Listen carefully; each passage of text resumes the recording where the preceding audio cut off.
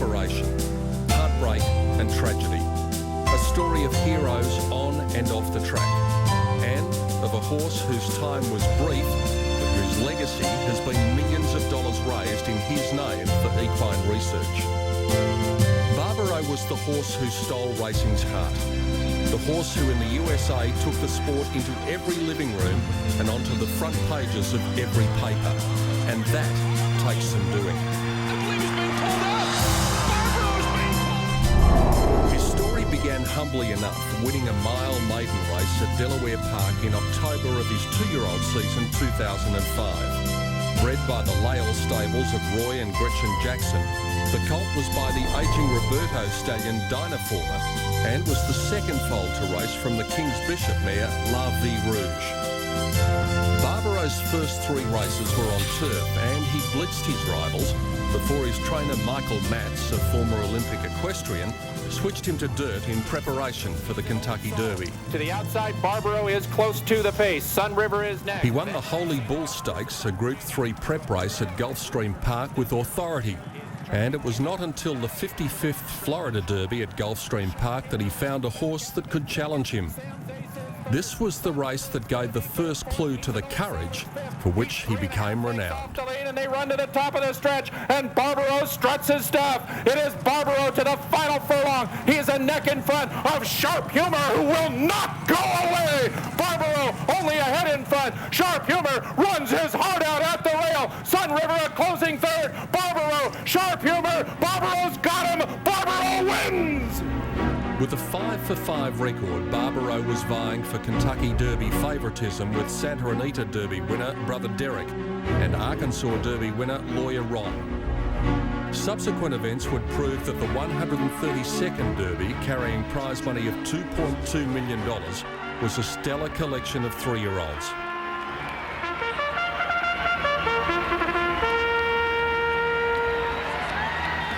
Brother Derek in the aqua colours would jump from barrier 18, with Lawyer Ron in the white with the blue cap in 17. BARBARO in the blue with white cross sashes, green sleeves and cap and shadow roll came from barrier 8, and jockey Edgar Prado would use his good draw to race prominently. In the straight, he was devastating. Putting in a late one on the far outside. Steppenwolfer is fifth, and Sweet Northern Saints 6 toward the rail, but they're coming to the finish, and it is all BARBARO in a sublime performance. He runs away from them all, and he has saved something left for the Preakness. BARBARO wins by 7. Bluegrass Cat was second. Despite BARBARO's brilliance, the headlines from the Derby were all about trainer Michael Matz, a 3-time Olympian and Atlanta closing ceremony flag bearer, whose children were on the podium to share the emotional moment. Matz had already endeared himself to the American public. In 1989, he had been hailed a true national hero when, with wife Dee Dee, he was aboard United Airlines Flight 232, which crashed in an Iowa cornfield, killing 112 of the 282 passengers.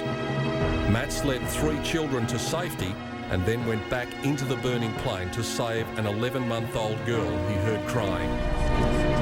The children he saved, now adults, were at Churchill Downs as BARBARO scored the largest Derby win for 60 years, 6.5 lengths ahead of Bluegrass Cat, with Steppenwolfer third.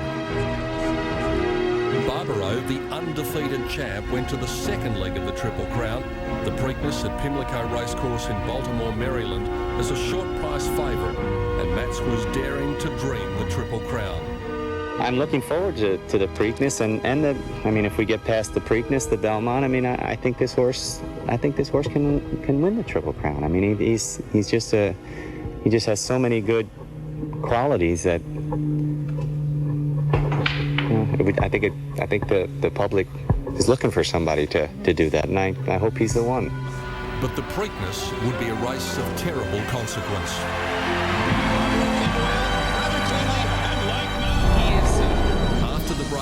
Pimlico's darkest Preakness and the fight to save BARBARO.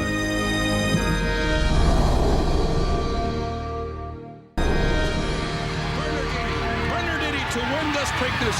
A sweet Preakness it was. The winner of the Preakness Stakes of 2006 was a very good horse, but Bernardini was destined to become more of a trivia question as the events of the early part of the race and the fate of Barbaro became uppermost in everyone's mind. Look at Barbaro, they're sort of saddling him on the fly, keeping him walking. Right from the start, it seemed things were destined to go wrong. In the gate, ready for the start, and Barbaro broke through the barrier. Barbaro broke through the barrier, and that does not bode well for the favorite here. Edgar Prado got him settled again, but worse was to come. And they're off. Barbaro came away rather cleanly, and like now, and Garrett Gomez is intent on that lead. He sends him right from the beginning. And Sweet Northern Saint is going to run with him. Bernardini is away third. On the outside, Diabolical is fourth. Barbaro, I believe he's being pulled up.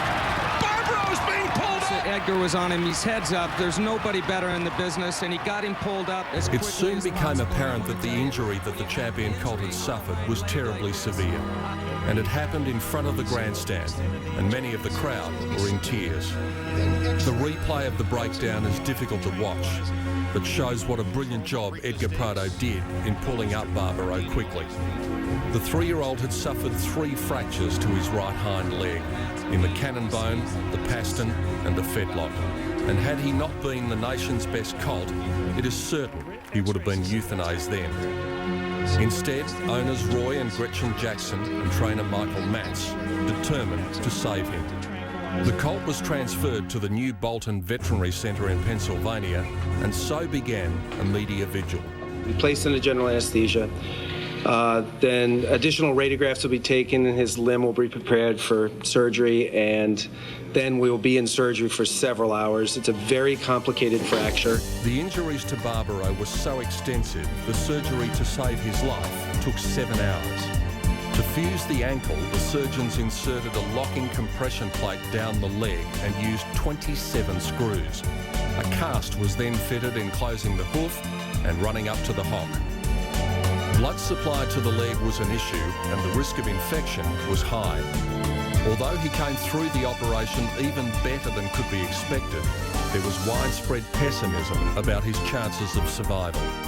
I'd love to be much more optimistic than that, but I'm trying to be honestly realistic, and I know that a lot of problems could still develop. Barbaro, though, was a fighter.